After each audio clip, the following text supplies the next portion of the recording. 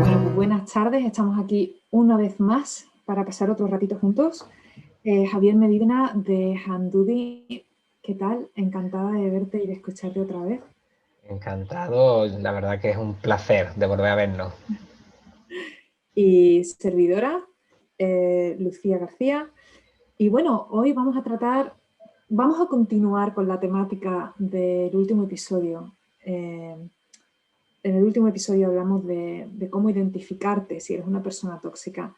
Y hoy lo vamos a llevar a un poquito más allá. Vamos a hablar de si tenemos padres tóxicos. ¿Son nuestros padres personas tóxicas? ¿Cómo lo podemos reconocer? Y cómo salimos del laberinto emocional que es crecer con padres tóxicos. ¿Por dónde empezamos? ¿Por qué son padres tóxicos? ¿Qué ¿Cómo son? identificamos a padres tóxicos? ¿Qué son? ¿Qué son? Mira, ahí la forma liviana, yo creo que de padres tóxicos lo llaman los padres helicópteros, ¿no? Pero son esos padres controladores, esos padres, esas madres controladoras en el que el fracaso siempre es de sus hijos, en el que el problema siempre son sus hijos o sus hijas, en el que de cualquier discusión al final siempre el culpable es precisamente es que no, ¿quién va a comprender a mi hijo o mi hija? Si es que es, y ahí súmale todos los calificativos a los que se refieren, ¿no? Insensato, inconsciente, despreocupado, o sea, ahí se sueltan, ¿no? Son esos padres y esas madres que no dejan libertad ninguna. Yo creo que la principal característica de un padre y una madre tóxica es el control, ¿no? Los hay de los que lo ejercen por la fuerza cuando somos más pequeños, ¿no? Porque tienen el poder y entonces te lo ejercen de manera muy explícita. Y después cuando te vas haciendo mayor, como ya la fuerza y el control ya no te lo pueden ejercer, porque ya empiezas a salir, tener cierta autonomía, empiezan a convertirse en ciertas sutilidades, ¿no? Y entonces empiezan a derivar hacia... Pero son esos y eso vas a estudiar, cuando están decidiendo, por ejemplo, carreras universitarias, ¿no? Y eso vas a estudiar, si tú sirves para eso, y si tú no podrías estar, y te hacen sentirte mal con tu toma de decisiones, porque nada de lo que decides está bien, nada de lo que dices les agrada, nada de lo que hagas está dentro de su canon. Así por definirlo rápidamente, ¿eh? Pero que podríamos definirlo. Yo creo que tiene mucho que ver con hacer que los hijos se conviertan en responsables emocionales de los padres. No solamente está lo que tú has comentado, que es totalmente cierto, el constantemente la crítica poco constructiva, sino hay que ver que no me quieres, Uy. hay que ver que me abandonas, hay que ver... Es que se puede dar de tantas formas, pero al final hay que ver, eres una carga para mí, me tengo que pasar toda la vida trabajando para alimentarte. No todos los padres que dicen esto son tóxicos, pero se dan un conjunto de cosas, ¿no? Entonces, en el momento en el que como hijo, hija, empiezas a sentir culpa porque no estás cuidando emocionalmente a tus padres, ahí tiene que saltar una alarma. Porque la realidad es que tus padres tienen que hacer el rol de padres y tú tienes que hacer el rol de hijo. El rol de padre es cuidar, no solo del padre, sino del hijo. El rol del hijo es equivocarse, hacer las cosas mal, aprender, tener una pataleta, rebelarse cuando es adolescente, suspender asignaturas de vez en cuando y crecer, ¿no? Y enterarse de qué va la vida. Entonces yo creo que ahí hay que tener cuidado, ¿no? La culpa filial es probablemente uno de los mayores factores una de las mayores señales de que hay padres tóxicos. Sí, además dejan huella a largo plazo, ¿eh?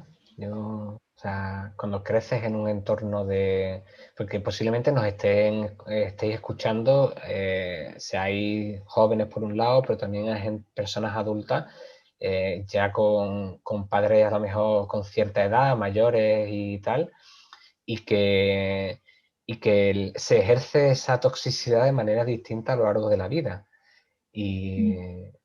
Va dejando huella, ¿no? Porque, claro, cuando contaminan, ¿no? O cuando te vives en este entorno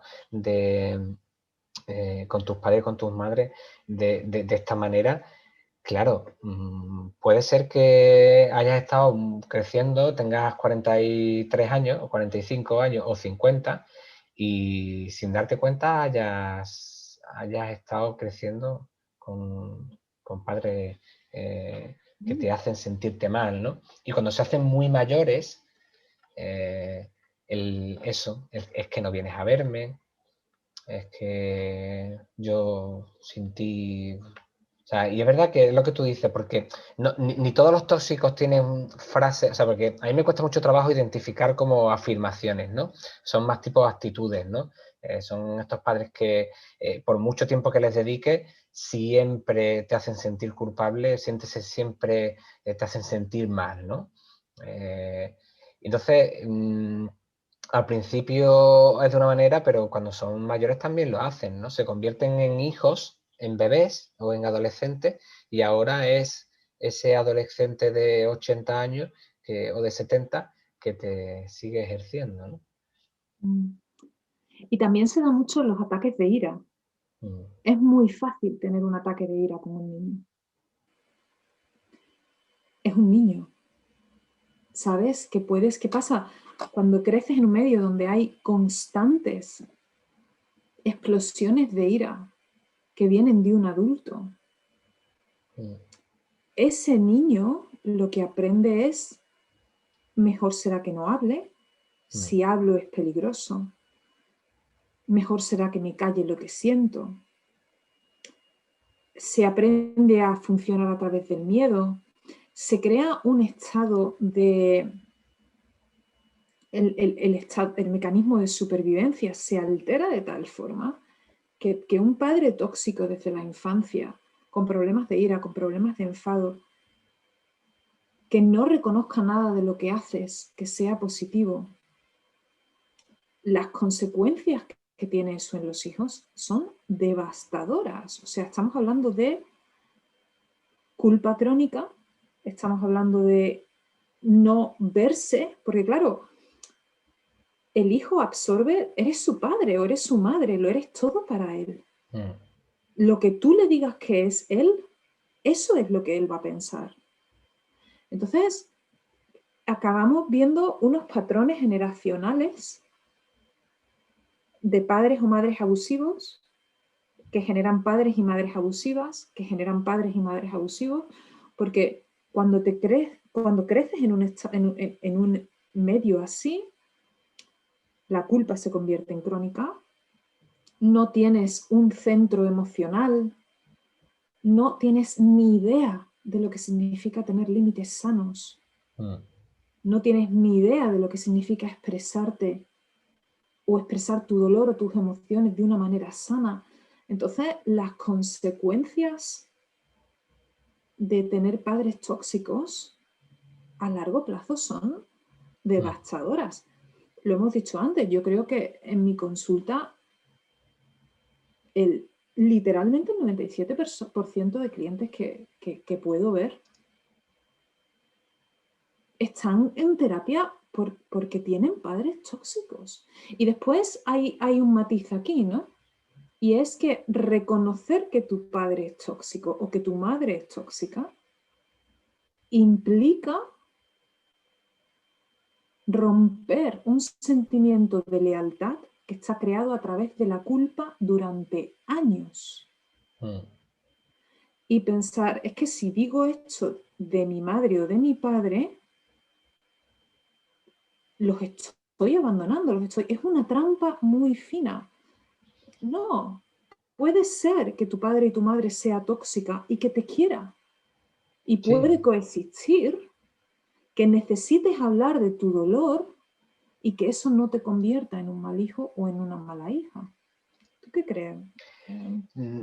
Vamos, retuiteo todo lo que, como dicen los jóvenes ahora, retuiteo todo lo que es lo que estamos hablando. Tenemos que hacer un día como el sentimiento boomer, que se llama ahora, con los que somos ya muy mayores, pero que intentamos ser, digo porque estamos hablando de padres y al final los padres muchas veces queremos ser también como nuestros hijos y nos convertimos en tóxicos porque, o sea, tú no tienes que ser como tu hijo. O sea, estaba pensando precisamente que a lo mejor nos está escuchando padres y madres que a lo mejor se están visualizando como padres y como madres hacia sus hijos y decir, ostras, ¿seré yo madre tóxica? ¿Seré yo padre tóxico? ¿Estaré yo toxificando esta relación? ¿No? Que así es, si el centro de la relación con tus hijos es muy egocéntrica, es decir, está muy centrado en ti y no en ellos, solo en tu vida, en tus necesidades. Y es que yo necesito que tú, es que es importante que tú, porque yo, o sea, eso ya es un síntoma, o sea, un síntoma de que estás focalizando en ti, ¿no? Esa incapacidad de empatizar con lo que les pasa a tu hijo o a tu hija. Si haz un esfuerzo de empatizar, ¿no? De escuchar qué le pasa, por qué siente, de preguntarle, y da igual la edad que tenga, da igual, o sea, da igual que tenga 3 años que tenga 30. O sea, hay que empatizar con la situación que tiene tu hijo o tu hija, ¿no? El, ese elemento, si está siendo autoritario o autoritaria, ¿no? Que decíamos antes de imponer cosas, bueno, es otra alarma ahí también para decir, como padre como madre, ¿no? Porque nos estaba autoescuchando, ¿no? Y te estaba escuchando diciendo, hay padres y madres que seguro que están diciendo, yo no quiero ser, pero lo estoy siendo a lo mejor. Y una pregunta, Javier, como padre o como madre, ¿dónde está la línea divisoria entre poner límites sanos y controlar? Te la voy a dejar ahí. Interesante. Sobre todo, además, te voy a responder como padre. Te voy a responder como padre. O sea, yo siempre digo, depende del tamaño del corral. O sea, los límites dependen del tamaño del corral. Voy a poner un ejemplo. No es lo mismo decirle, está relacionado, ¿no? Pero para que me entiendan los que nos están escuchando, ¿no? No es lo mismo decirle a un niño o una niña de 8 años absolutamente toda la ropa que se tiene que poner. Si tú, vístete así, ¿vale? Vístete así y ponte esto. A hacerle una selección de 4 elementos de vestimenta posibles y que tenga que elegir. ¿Sí? El corral es un poquito más amplio. ¿Sí? El límite, tú le estás estableciendo un límite un poquito más amplio. Claro, porque si constantemente los límites son excesivamente cerrados, excesivamente se lo hacemos todo, y yo sé que habrá padres y madres que me estén escuchando ahora mismo y que decir, bueno, sí, claro, pero es que, ¿cómo, no? ¿De qué manera? Bueno, ve creciendo, es decir, cuando son bebés se lo ponemos todo, no tienen autonomía ni ninguna, pero conforme eso vamos creciendo, los límites tienen que ir creciendo y el corral tiene que hacerse más grande. Y además, no de manera progresiva, sino además de manera exponencial. Entonces, la fina línea está en el que, eh, en el que no decidas todo, absolutamente todo. En el que haya decisiones que no dependan de ti y que las tenga que tomar, y aunque tenga 3 años, yo digo 30 o 3. Eso hace pasar de un lado a otro lado de la línea. Porque si no le dejamos que tomen sus propias decisiones al nivel al que son capaces de decidir, nunca van a tomar decisiones. Por ejemplo, ¿no? Es esto en el tema de límites, ¿no? Tema de límites. Después, por ejemplo, el actuar de manera autoritaria o de manera cariñosa o de manera excesivamente, se me ha ido la palabra, ¿no? laissez-faire, que me sale en francés y no me sale en español, el que deja hacer todo, ¿no? Claro, es decir, ni una cosa ni otra, es decir, ni absolutamente ni dejar hacer todo. O sea, el punto medio a veces es casi el mejor, ¿no? Yo creo que has dicho algo antes francamente interesante, y es ¿cuál es el centro de la relación? ¿Eres el centro de la relación tú o es la persona a la que estás criando? Yo creo que con esto hay que tener cuidado porque igual, delgada línea roja de confusión, ¿no? El hecho de que tú estés proveyendo techo, ropa y comida no implica que estés proveyendo un sostén emocional. Yo entiendo que es muy duro proveer eso a veces, ¿no? Proveer casa, ropa, comida en sí. Y yo creo que antiguamente las generaciones más mayores veían eso como la función única, ¿no? De a lo mejor ser padre o ser madre. Pero cuando se acaba ahí, o cuando la relación emocional se refiere simplemente a las necesidades emocionales del padre o de la madre, si la pregunta es ¿cómo me afecta esto a mí? Más que ¿cómo le afecta esto a mi hijo? Ahí hay algo, ¿no? Ahí hay algo indudablemente bastante doloroso, ¿no? Y centrándonos ahora un poco más en, si te parece, Javi, en cómo se sale. Cuando has crecido en un medio así, y a veces los padres tóxicos son muy fáciles de identificar porque es que se vive en una constante batalla campal en el hogar, ¿no? Entonces, yo creo que estamos hablando un poco de lo que es más sutil y de lo que es menos sutil, ¿no? Pero,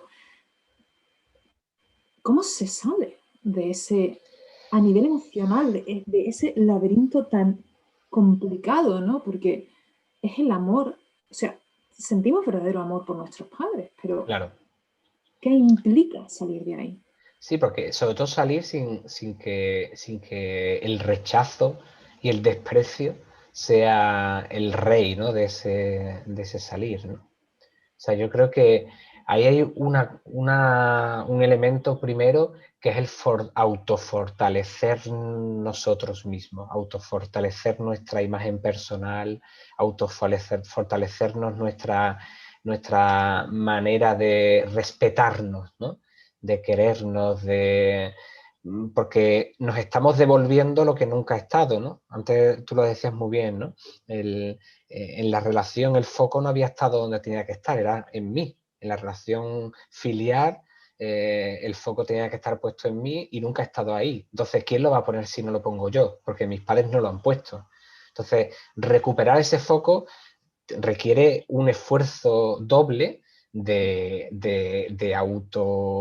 autodesarrollo, de autocompasión, de quererte, de dedicarte tiempo, de poner el foco en ti para compensar, ¿no? Yo creo que como primer paso, por lo menos para romper, ¿no?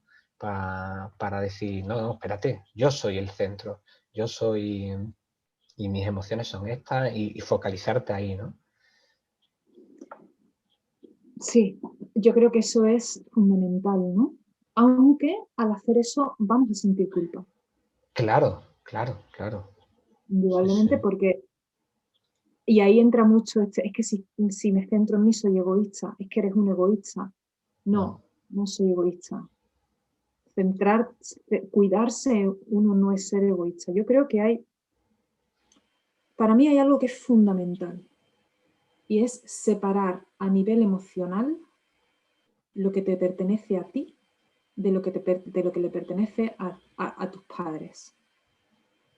Eso no implica que te separes a nivel físico, eso no implica que no tengas relación con ellos, eso significa que tomes responsabilidad emocional únicamente por lo que es tuyo.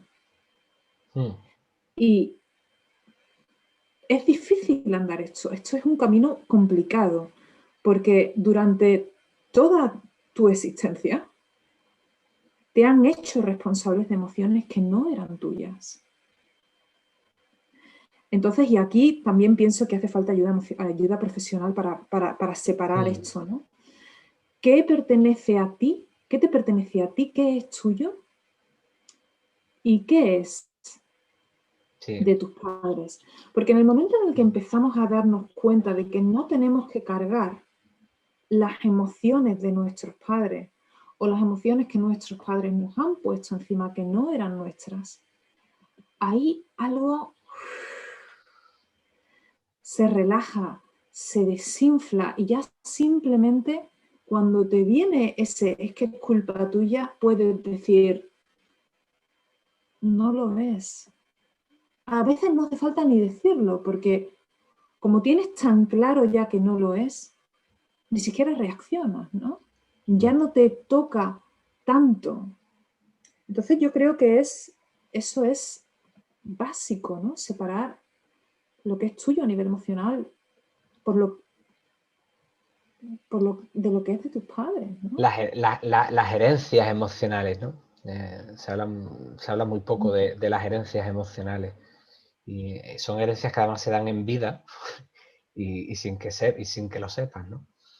Y es verdad que eso hay que separarlo con bisturí, ¿eh? Yo creo que es de ese trabajo que es muy bonito porque es como tú dices, te va dando calma conforme vas separando cosas que te vas dando cuenta que no son tuyas, sino que las has heredado, te va dando calma, ¿no? Pero es verdad que también duele mucho, ¿no? Porque es de esas que son a corazón abierto, ¿eh? Es de esas operaciones emocionales que son de corazón abierto. Requieren también mucho,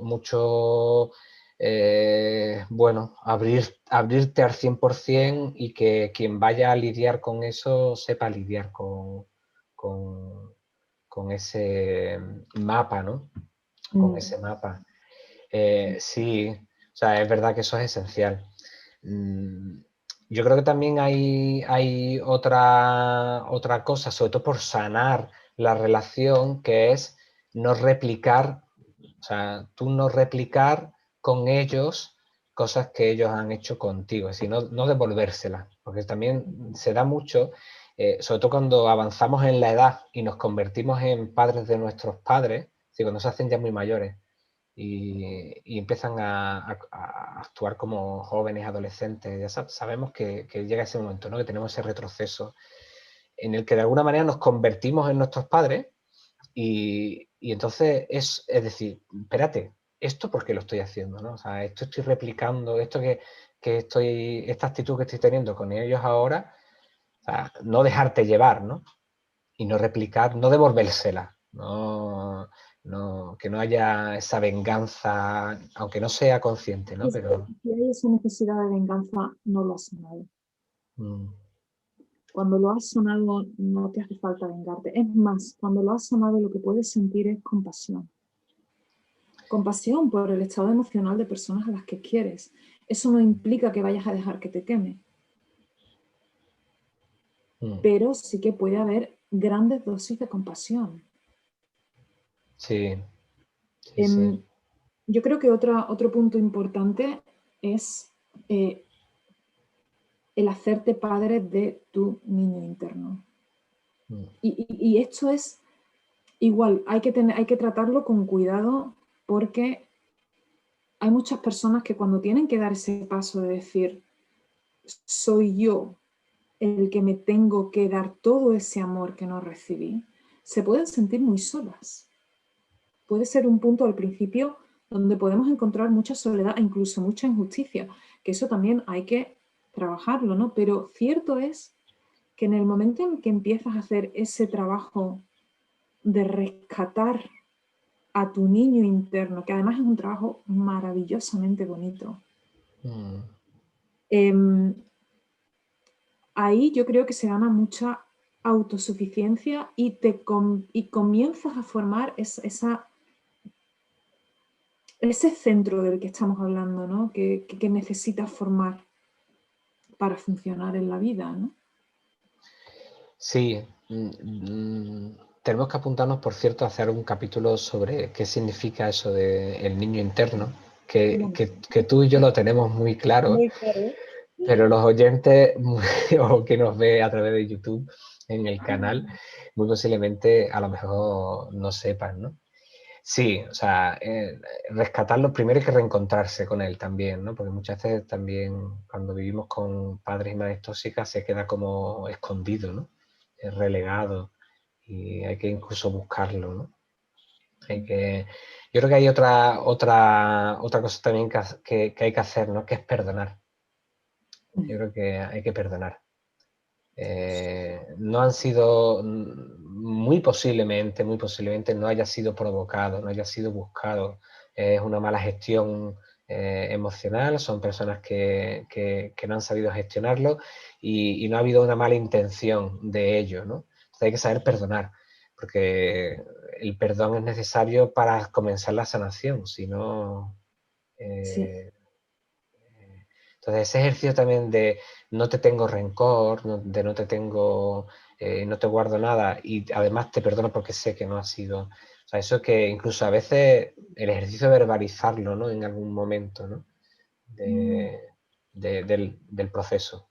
yo creo que eso es súper importante, Javi, Mm, ese proceso de perdón y de entender que, que es muy probable que esto sea generacional mm, y de entender que hay muchos padres que, queriendo muchísimo a sus hijos, muchos padres y muchas madres, no saben hacerlo de otra forma. Porque mm, es que además viene de generación tras generación tras generación. mm, Y la conciencia a nivel de salud mental y de bienestar emocional realmente no se ha empezado a cobrar hasta los últimos, a nivel de masa, hasta los últimos 15 o 20 años, diría yo. No lo voy a llevar más atrás. Entonces yo creo que has dicho algo súper importante, el perdonar. El perdonar, el perdonar llega de manera natural cuando has hecho el trabajo. No se mm, fuerza. mm. Y también yo creo que, y si quieres vamos cerrando ya, Sí. eh, entender que cuando haces este trabajo de sanar esa parte tuya que ha crecido con padres tóxicos, lo que estás haciendo es cambiar ese patrón generacional. O sea, lo que estás diciendo es, el patrón muere conmigo y mis hijos no van a sufrir esto. Sufrirán otras cosas, Mm, pero esto no lo van a sufrir. Entonces, tener conciencia de lo que se sana a nivel generacional, eso va a afectar a todas las generaciones futuras. O sea, es que esto es... A mí me emociona mucho este trabajo porque realmente ahí es parte de donde se ve, si quieres un cambio en el planeta, hazlo en ti, ¿no? O sí. sea, entonces yo creo que es fundamental y es algo de aliento, ¿no? A las personas que están involucradas en sanar esto, saber que si muere en ti el patrón, liberas a todas las generaciones futuras de eso. Eh, ¿Cómo concluirías o qué dirías? Recomiéndanos un libro. Lucía, recomiéndanos un libro. Un libro en concreto para lidiar con esto se llama Padres que odian. Es un libro estupendo y la autora se llama Susan Forward, que lo tendremos, lo dejaremos abajo, Sí, abajo. sí, escrito. Em, Javier, ¿cómo concluirías? Pues mira, ¿Cómo yo concluyes? simplemente me voy a quedar con dos ideas así esenciales, que sabes que a mí me gusta resumir, pero me quedo con dos ideas esenciales. Una es,